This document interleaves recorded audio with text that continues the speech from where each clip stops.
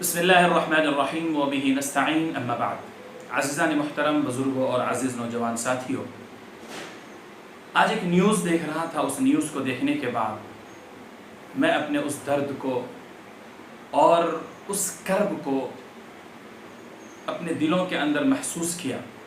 ایک غریب کی غربت کیا ہوتی ہے، اور ایک بھوکے کی بھوک، پیاسے کی پیاس کتنی خطرناک ہوتی ہے۔ آپ نے بھی وہ ویڈیو دیکھا ہوگا۔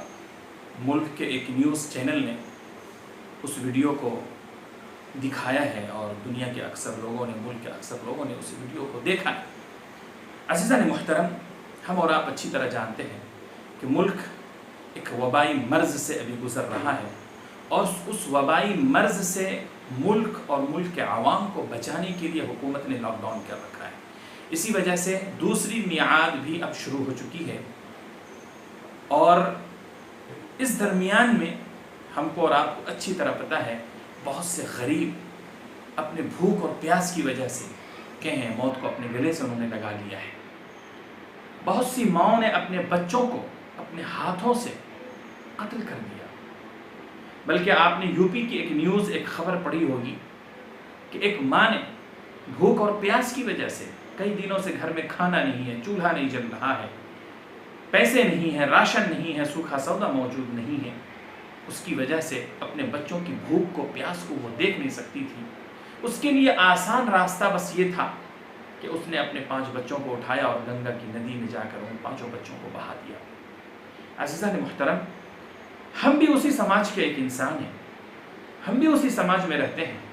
آخر ہم اتنے خود غرض کیسے ہو سکتے ہیں کہ ہمارے پاس، ہمارے پڑوس میں، ہمارے درمیان میں کچھ غریب اس طرح کے رہتے ہوں، اور وہ اپنی غربت کی وجہ سے موت کو گلے لگانا اپنے لیے پسند کرتے ہوں، لیکن کسی کے سامنے ہاتھ پھیلانا گوارا نہ کرتے ہوں، وہ مر جانا پسند کرتے ہوں، اور ہم ہیں کہ ہمیں پسند نہیں، ہمیں معلوم تک نہیں کہ وہ کون لوگ ہیں، کیا کھا رہے ہیں، کیا ان کے گھر میں چولہا جل رہا ہے یا نہیں جل رہا ہے۔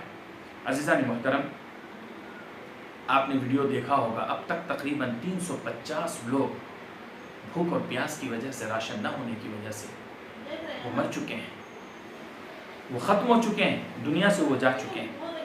عزیزان محترم، ہم مسلمان ہیں، مسلمانوں کی ذمہ داری بنتی ہے کہ وہ جس سماج میں، جس معاشرے میں رہتے ہیں، اس سماج اور معاشرے کے لوگوں، بالخصوص غریبوں کا وہ خیال رکھیں۔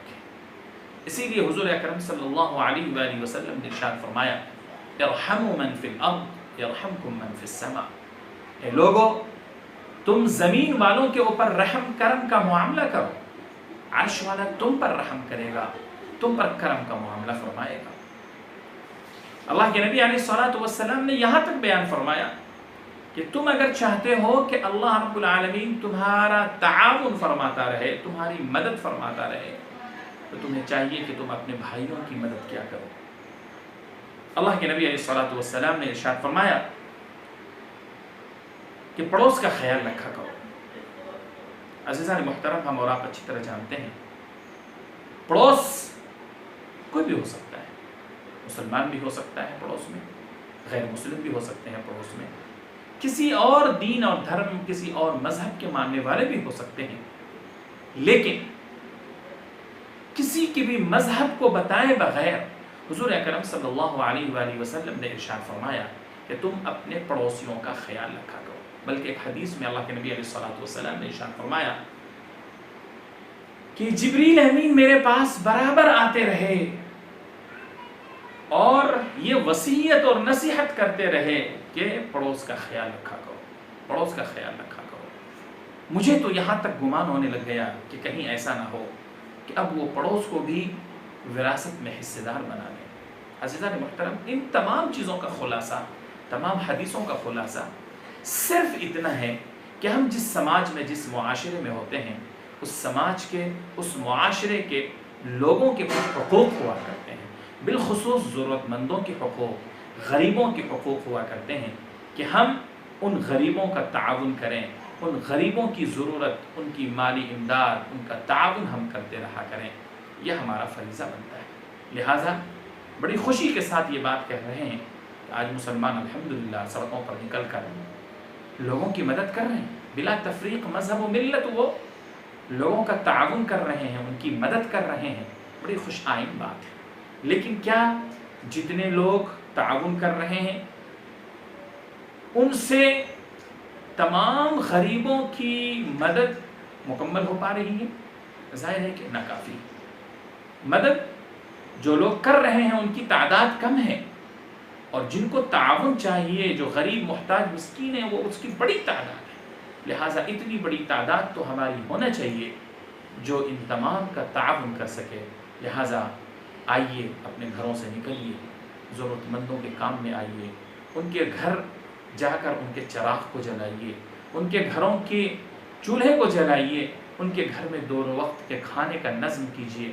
یقین جانیے اللہ رب العالمین آپ کے مالوں میں کبھی بھی اس سے کمی نہیں فرمائے گا، بلکہ اللہ رب العالمین آپ کے مال میں اور اضافہ فرمائے گا، کیونکہ حضور اکرم صلی اللہ علیہ وآلہ وسلم نے ارشاد فرمایا کہ صدقہ کرو، صدقہ کرنے سے تمہارے مال میں کمی نہیں ہوا کرتی ہے۔